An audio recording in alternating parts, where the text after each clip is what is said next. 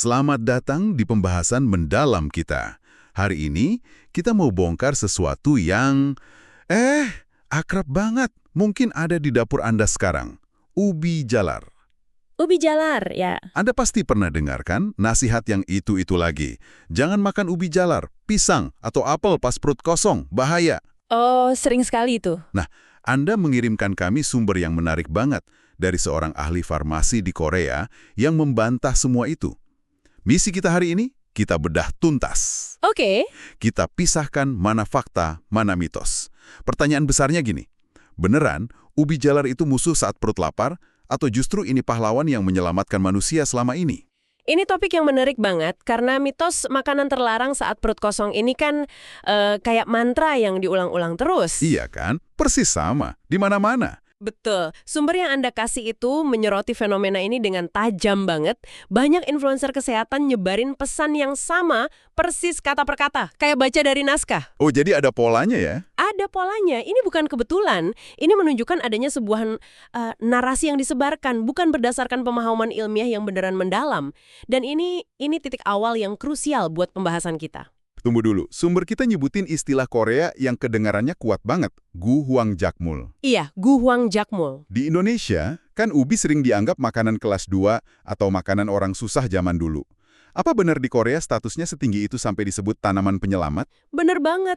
Istilah itu bukan kiasan loh, itu fakta sejarah. Gu huang jakmul itu artinya tanaman penolong saat paceklik. Oh, wow. Ini kelompok tanaman termasuk ubi jalar, kentang, jagung, yang jadi tulang punggung kehidupan waktu panen padi gagal total. Dalam sejarah Korea, ada periode kelam namanya Borigogae, itu sekitar tahun 40-an sampai 70-an. Masa paceklik parah banget. Jadi, makanan pokoknya apa waktu itu? Ya, ini. Jutaan orang bertahan hidup cuma dengan makan ubi jalar rebus, perut mereka kosong, dan yang ngisi ya cuma ubi jalar. Itu langsung ngebantah mitosnya secara telak dong. Tepat. Kalau makan ubi jalar pas perut kosong bahaya, harusnya satu generasi di Korea udah punah karena masalah pencernaan massal. Betul sekali. Logikanya kan sesimpel itu ya. Pengalaman jutaan manusia selama ratusan tahun itu jauh lebih kuat daripada klaim viral tanpa konteks di medsos. Bener juga. Tubuh kita kan evolusinya bareng makanan ini. Nggak mungkin dalam 50 tahun fisiologi kita tiba-tiba berubah dan bikin ubi jalar jadi racun. Jadi fakta bahwa ini tanaman penyelamat itu bukan cuma trivia sejarah, itu argumen biologis paling dasar buat ngebantah mitos tadi. Oke, fakta tanaman penyelamat ini bikin saya mikir, apa sih sebetulnya yang bikin ubi jalar ini berharga banget? Pasti ada kandungan luar biasa di dalamnya. Coba kita masuk ke nutrisinya deh. Nah, disinilah letak kesalahpahaman kedua yang paling umum. Apa itu? Ahli farmasi di sumber ini menekankan satu hal keras banget. Harta karun nutrisi ubi jalar itu ada di bagian yang paling sering kita buang. Jangan-jangan kulitnya? Tepat sekali, kulitnya. Kulit ubi, apalagi yang ungu atau kemerahan itu, kaya antioksidan super kuat namanya antosianin. Terus ada beta-karoten. Buat vitamin A. Vitamin A? Buat mata kan? Buat mata, kulit, imunitas. Penting banget. Wah, saya langsung merasa bersalah. Seumur hidup saya selalu kupas kulit ubi. Saya pikir itu kotor atau gimana gitu. Anda nggak sendirian kok, itu kebiasaan umum banget. Jadi, semua kebaikan itu saya buang ke sampah. Aduh, ini beneran mengubah cara pandang saya. Ya, pada dasarnya kita membuang bagian terbaiknya. Sumber kita bahkan bikin perbandingan menarik. Orang habis banyak uang buat beli suplemen lutein buat mata. Iya, mahal itu. Padahal dengan rutin makan 1 atau 2 ubi jalar utuh sama kulitnya tiap hari, kebutuhan nutrisi mata itu udah lebih dari cukup. Belum lagi vitamin C dan mineral lainnya. Dan ini semua bekerja barengan ya? Itu poinnya. Semua nutrisi ini bekerja secara sinergis dalam bentuk makanan utuh. Maksudnya sinergis itu gimana? Kenapa makan ubi utuh lebih baik dari, katakanlah, minum pil ekstrak beta-karoten? Coba bayangin orkestra deh.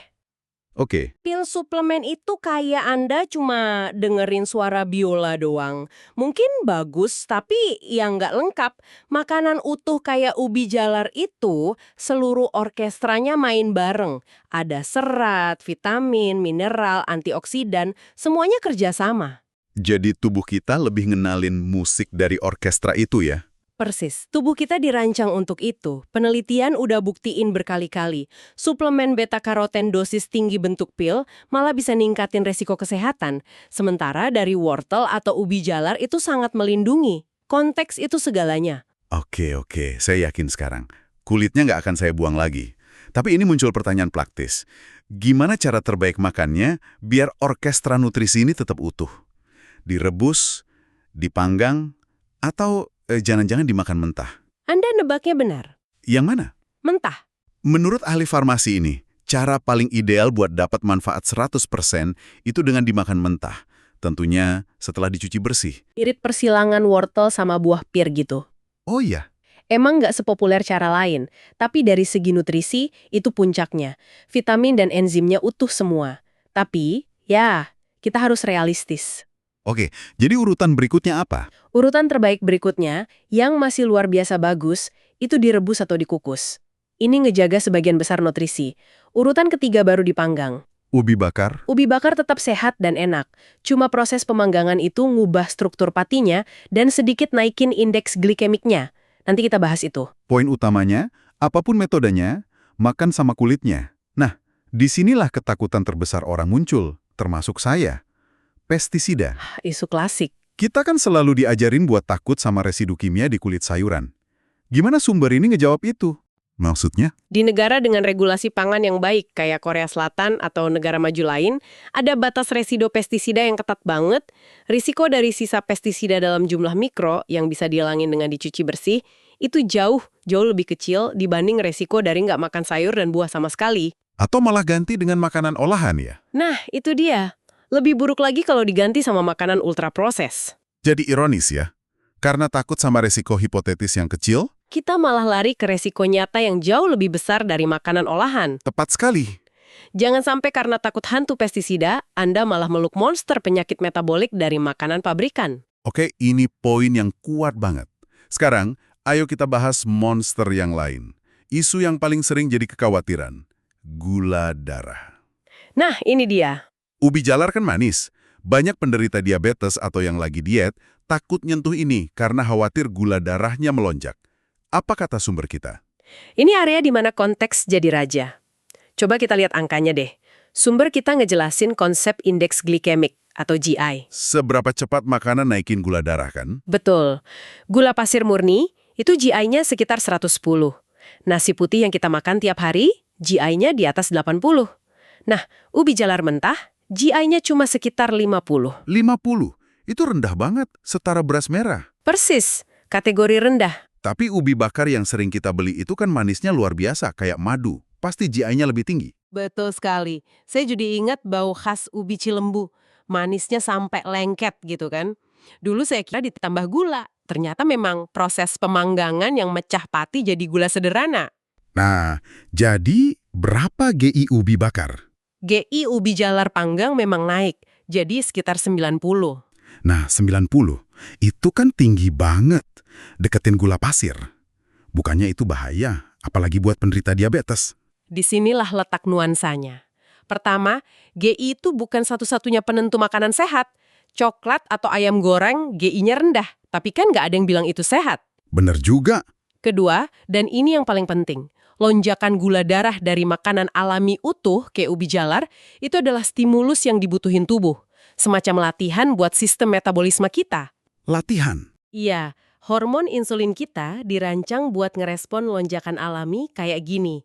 Ini beda banget sama respon destruktif terhadap gula tambahan dan karbohidrat rafinasi, kayak roti putih atau sirup jagung, yang terus-terusan ngebanjirin sistem kita. Jadi, lonjakan alami itu kayak sesi nge-gym buat pankreas kita, sementara gula olahan itu kayak overdosis yang rusak.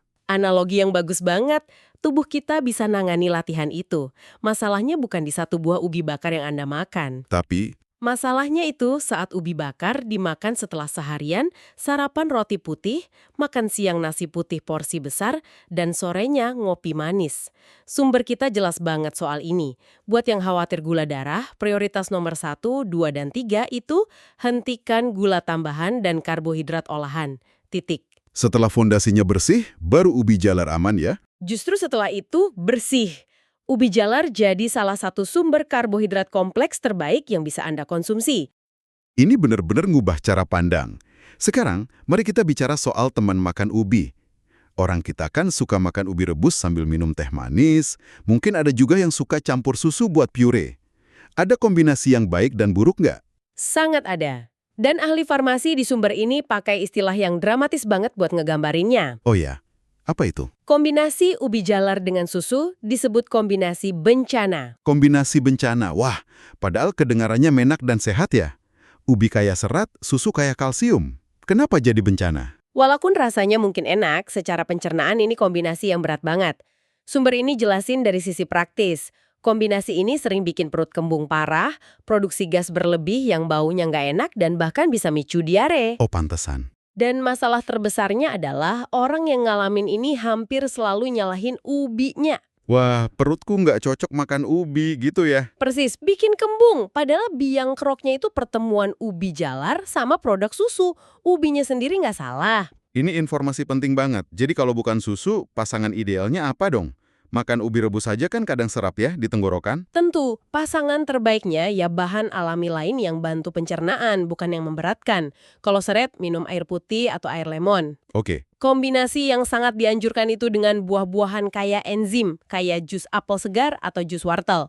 Kimchi dengan probiotiknya juga disebut pasangan klasik yang sempurna di Korea. Intinya, pasangkan makanan alam dengan makanan alam lainnya. Tepat, hindari masangin sama produk olahan atau produk hewani yang proses cernanya beda banget. Baik, ini super praktis. Kita udah bongkar banyak hal. Dari sejarahnya sebagai tanaman penyelamat, nutrisi di kulitnya, cara konsumsi, mitos gula darah, sampai kombinasi bencana. Jadi, apa artinya semua ini? Coba kita rangkum poin kuncinya untuk Anda. Tentu, poin pertama dan paling fundamental. Lupain mitos makan ubi jalar pas perut kosong itu bahaya. Sejarah membuktikan sebaliknya. Ubi jalar itu makanan untuk mengisi perut kosong. Betul. Kedua, nutrisi terbaiknya ada di kulit. Jadi mulai sekarang, cuci bersih dan jangan pernah dikupas lagi. Anda buang emasnya selama ini. Ketiga, ingat kombinasi bencana. Hindari campur ubi jalar dengan susu. Pasangkan dengan air, buah, atau sayur. Dan keempat, soal gula darah, jangan takut sama ubi jalar. Takutlah sama gula tambahan dan karbohidrat olahan yang Anda konsumsi tiap hari. Setelah itu bersih, ubi jalan adalah teman, bukan lawan. Tepat sekali. Sebagai penutup, sumber kita ini ninggalin sebuah pemikiran yang cukup dalam dan sedikit provokatif. Oh. Jadi, pertanyaan terakhir dari pembahasan kita hari ini adalah untuk Anda. Coba renungkan, selain ubi jalar, makanan alami apa lagi yang pernah Anda hindari karena mitos serupa yang Anda dengar? Coba perhatikan polanya. Dan tanyakan pada diri sendiri, siapa yang sebetulnya paling diuntungkan kalau kita semua berhenti percaya dan berhenti mengonsumsi makanan utuh yang sesungguhnya telah menopang kehidupan manusia selama ribuan tahun.